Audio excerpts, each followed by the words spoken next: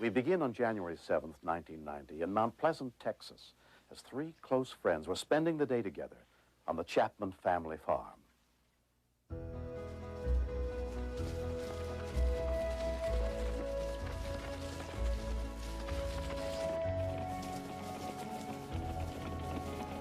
Greg Weaver and his friends had been riding since childhood. It was early in the spring, and it was just one of the prettiest days we'd had so far, so we decided to get outside and go riding. Michael Chapman led the way through a pasture behind his father's house. Joe Newman was close behind. We rode for about an hour or two. And Michael looked over at me and he asked me if I had ever ridden John's horse. I said no. So we switched horses and I turned her around and just kicked her and started running through the pasture.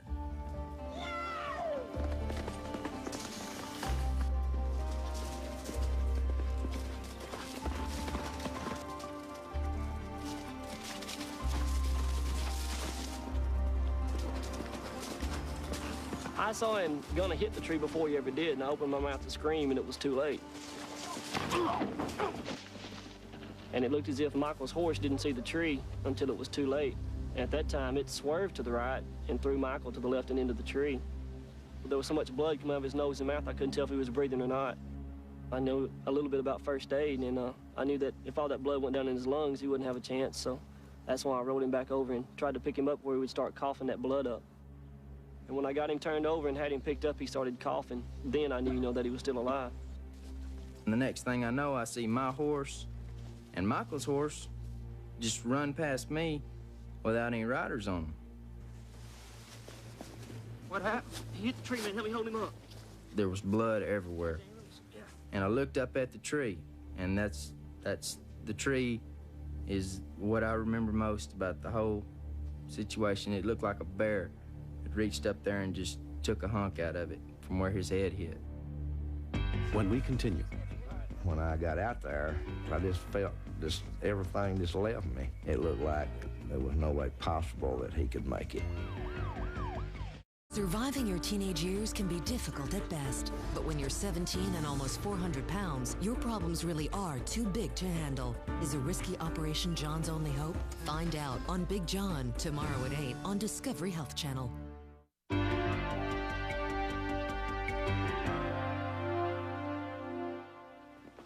The house where Michael's stepmother and Father Dwayne lived was only a quarter of a mile from where the accident had happened. Joe Newman hollered for us to call the ambulance. Michael had fell off his horse. Well, I didn't really think a whole lot about that at that time. I've had him fall off horses before, and Glenda said, well, he might have broke his leg. And I said, well, go ahead and call the ambulance. I'm going out there and see. At 5:10 p.m., a call came into the Memorial Hospital emergency room. Paramedic Paul Newby and his partner were out in the field when the call came in. Dispatch advised respond code 3 to Oak Acres. Police, she said a kid fell off of a porch. Porch or a horse? I misunderstood the call. I thought our dispatcher to say that a young person had fallen off a porch. So we were expecting 6, 7-year-old child, maybe with a broken arm, nothing real serious. When I got out there, I just felt everything just left me. I didn't know what to do, and I just thought, well, this is the end. And I was just hoping and praying that the paramedics would get there, because there was none of us out there really knew what to do. We was all real scared. When they got to the gate, I just jumped on and told them to come around to the back of the house, and I'd get off and show them where to go. When we pulled up, he didn't have any blood pressure at all that would register, and he was unresponsive to painful or verbal stimuli. He wouldn't answer to anything. On 3, 1, 2, 3. Blood was pooling in the back of his throat, and he could possibly aspirate and essentially drown in his own blood. Head injuries, especially closed head injuries, are real bad. And when you're bleeding out the nose and the ears and the mouth, like Michael was bleeding, that's not good. They usually don't make it. It looked like there was no way possible that he could make it. he was grasping for breath like that, you know, he wasn't going to get the next one. And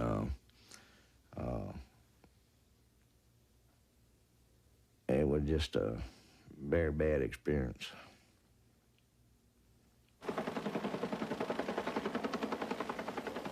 Michael's severe head injury needed specialized treatment. He was airlifted to East Texas Medical Center where a trauma team was waiting, led by Dr. William Moore. When I first saw Michael, he had no response to my verbal stimulation. In other words, when I talked to him, he didn't respond. And when I pinched him, he moved a little bit more with the left than on the right. His pupils were very sluggishly reactive. In other words, he was showing signs that his brain just wasn't working very well at all.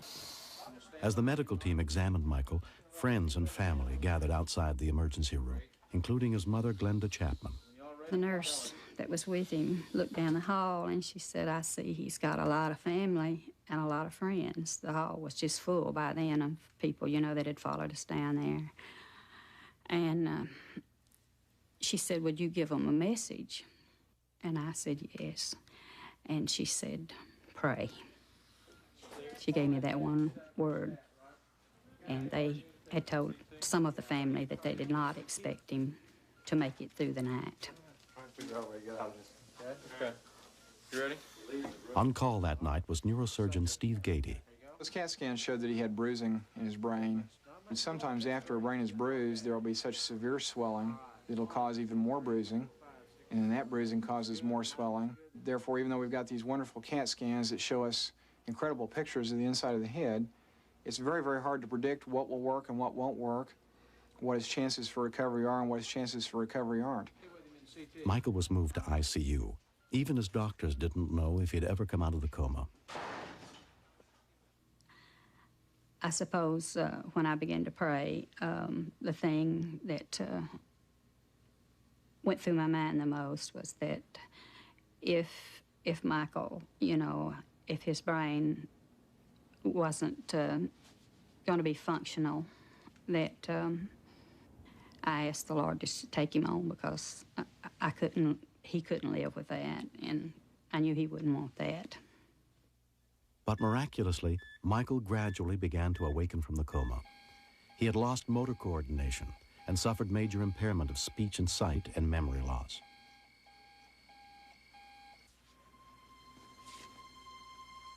Five months after the accident, Michael is still undergoing an intensive rehabilitation program under the guidance of Dr. Mark Race. Teaching someone how to dress themselves again, or how to comb their hair, or how to wash their hands, or do the activities of daily living. We attributed his recovery to all of these types of therapies and his own will to get better. Now, let's say you walk on... We never gave up. When the doctor would say, I'm not sure about Michael's vision, or I'm not, you know, really sure about his walking and this, that, and the other, you know, well, we'd say, well, he's going to walk, and he's going to see. Father, we thank you for the good things you give us through life. We thank you. The reason that Michael is where he's at today and how he's recovered so fast is that he just never quit. The only thing Michael can see himself is as how Michael was before it happened. And until he gets to that point, I don't think he's going to accept anything else. Well, I realize now that things happen that aren't planned. I get very impatient. I don't like not being able to do things for myself. I don't like not being able to ride my horse. But I consider myself very lucky to be here. I think Greg Weaver and all the paramedics that was out here, they've really done a great job. And Greg and the paramedics just saved the boy's life, that's all you can say.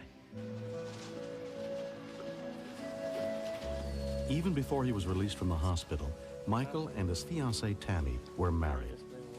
It was hard not knowing what was going to happen, but it didn't matter. I was going to stand by him no matter what he turned out like.